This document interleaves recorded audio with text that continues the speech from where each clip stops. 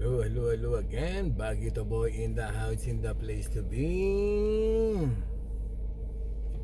Good morning, Saudi. Good afternoon, Philippines. Hello world. This is Bagito boy. Everyday routine na naman tayo mga boss. Tayo sa ating meeting place.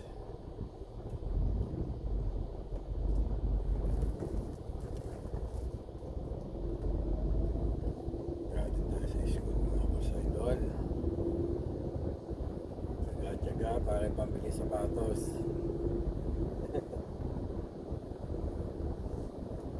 Kaya daw talaga pagpauwi na maging takli. Medyo ayahay naman pagdating sa Pilipinas. Pagana pa sa trabaho. Kahit pagod ka, wala yung sapatos. Kasi pagi ka na uli, di ba? Yun yung ano ko eh. Palakas ba? Pampalakas. Para magsumikap pa lalo. Tapos may nabibili ka, kasi sumikap ka.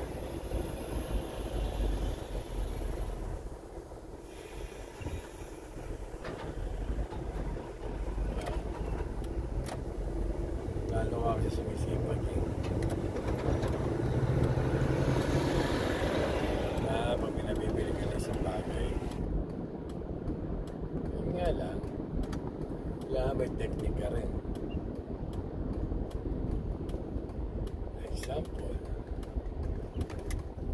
may diet ka, ay hindi ka maging mag-asa sa pagkain. Tinapay ka lang, tsa-tsa. Pilipinas yan, ako lagi nagkukulam ng itlog eh.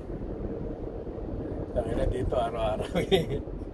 Mag-iitlog ka. Pero maganda naman daw ang benefits. Nilaga.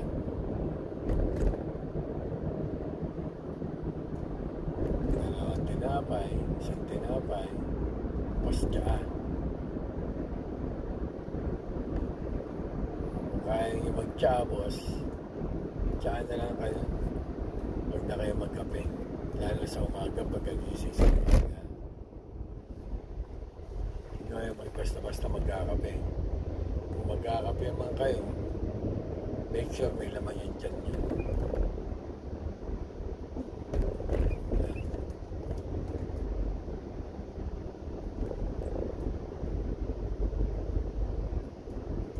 Technique lang. Diet.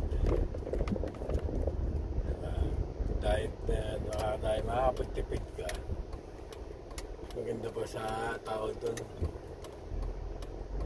Kaya napapakalusugan mo kasi hindi ka tatakaw eh. Baka dito po nga boss, bihira ako kumain ng ito kambing, baka, bihira. Bukod na sa may kataasan, parang nilalayo ko na rin. For benefits na rin sa health. Parang ganun. Bihirang-bihira na. Pag binibigyan lang ako, doon, saka nakakain. Pero pag wala talaga. Sa manok naman,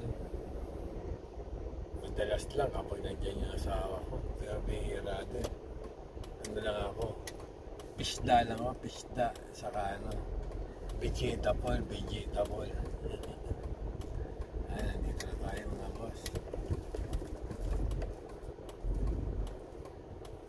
Dito na tayo sa ating meeting place. Bagito boy, Saudi boy, MA